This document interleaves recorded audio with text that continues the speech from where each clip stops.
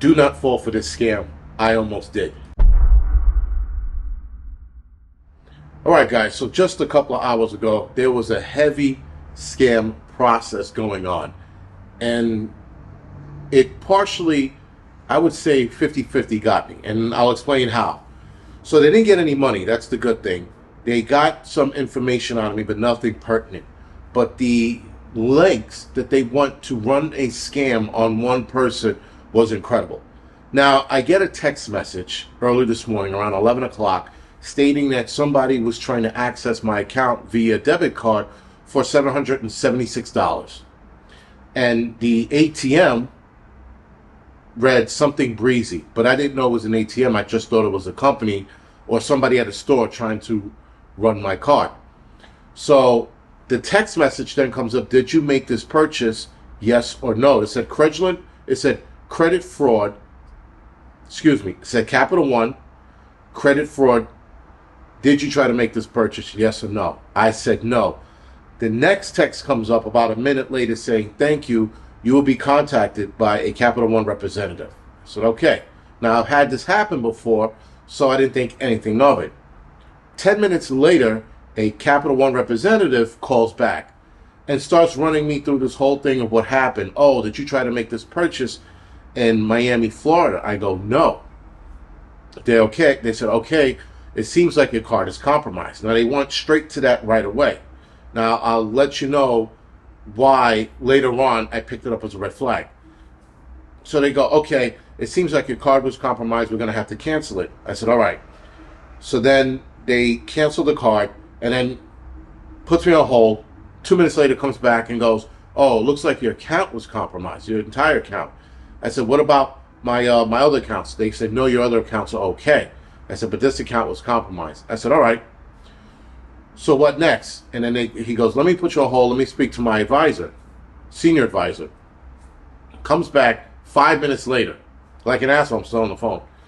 So 5 minutes later, comes back and he goes, yeah, listen. He goes, being that your account is compromised and your card, we're going to need your debit card to pinpoint exactly where this compromise happened.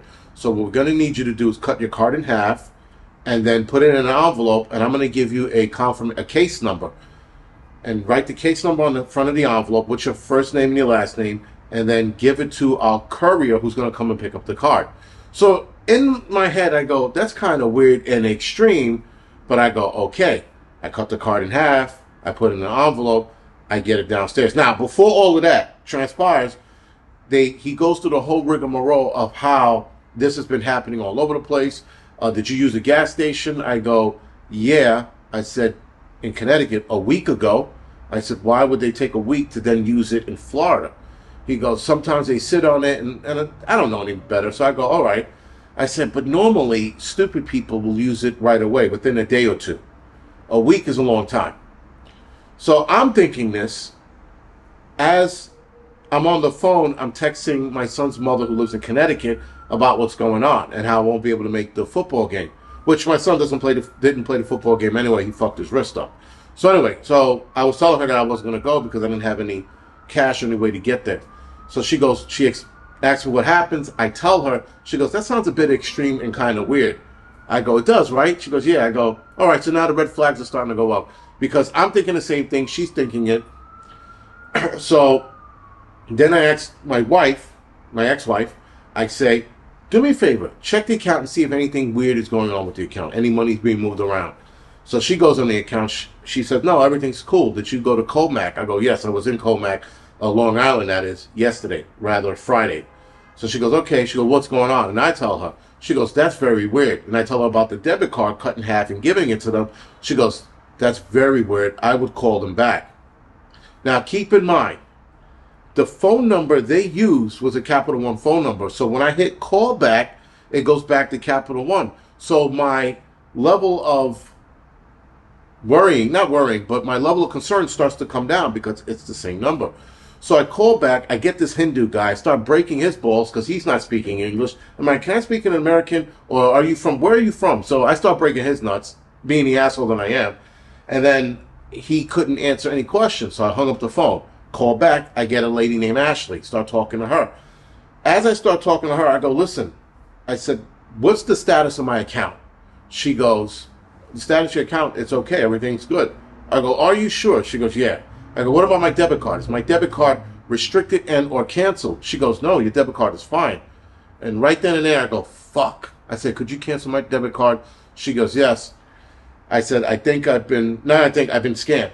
And she goes, how so? And I tell her the whole story. She goes, yeah, we don't do that. And I go, I said, the fraudulent department's also closed today, isn't it? She goes, yes, it is. I go, all right. So I got scammed. So she goes, all right. She starts the process of shutting my card down, setting a new one out. And I tell her the story, and she goes, that's a new one. I've never heard of that before. She goes, don't do that ever again. I said, how was I to know? I said, everything was legit. The phone number came back to you guys. The email came back. Everything was legit. She goes, yeah, they use our email too and our text messaging system. And I'm like, I said, so you're fraudulent guys? You guys are going to do nothing about this? She goes, well, when they come back in office tomorrow, we'll talk to them as to what happened. She goes, okay. I go, okay. She goes, but that's all we can do. She goes, this happened so much. She goes, you guys are giving up. I said, so what you're telling me is I should just put my money in my mattress again, which is a safer idea. She doesn't say anything. She's just like, because she can't. It's a recorded line. So I said, listen, you guys are dropping the ball. You guys got to figure this out. Something's got to be done. Because they went to the great lengths of using your phone number, email, and text messaging system. That's bad. So now, to negate that, I went on TransUnion, Equifax, and Experian, and froze my Social Security number. So if you haven't done it already, with all of these breaches coming out and things of that nature, you can freeze your Social Security number or your social credit scoring, your credit scoring system. You could freeze that so that no one can run out and run up loans or anything like that. So that's frozen now. All three important credit reporting systems are all frozen. So TransUnion, Equifax, and Experian are all frozen. And if you run into a situation like that, you should absolutely freeze it. The drawback from that is if you freeze your credit scoring systems, if you freeze those on those accounts, if you want to take out a loan or you're looking to buy a house, you have to unfreeze it so these people can check against your credit score. That's the only thing. My credit score is somewhat shot now, so it's going to be frozen for the duration, for a long, long time, until I get my credit score up. But still, the scam was elaborate, and it almost got me because they didn't get any money, but they were looking to get money. I froze my Social Security number so they can't use it. So I won that battle, but it was really fucking close this time. 9 times out of 10, I could spot it from a mile away. Red flags started going up in my head, but I just didn't recognize it. I mean, I saw some weird things, but I'm like, but this is Capital One. That's a legit number. I Googled the number back to them. That was the other thing. Like, I did all of these things to make sure, and the lady on Capital One tells me they use their phone numbers to get at customers and a text messaging system. So, long short of it is, learn from me. Don't be an asshole. Use cash as much as possible. The lady in Capital One seems to think my phone might have gotten scanned, and that's how they got a lot of my information off my phone. So there is that. Also, be careful where you use it. Shady ATMs, don't go to them. Gas stations, I heard they're really going after gas stations right now. When you dip your card in, they get your information. Because this guy had my credit card information or my debit card information. He had the entire number. So being that he had it, they had to have scanned it from somewhere. Anyway, guys, hopefully you learned this lesson. I hate to be the one to be like, oh, they got me, but they sort of got me, right? They didn't get any money. They didn't get anything out of me, but they came really fucking close. Other than that, guys, this is the Angry Prepper. Thank you for watching.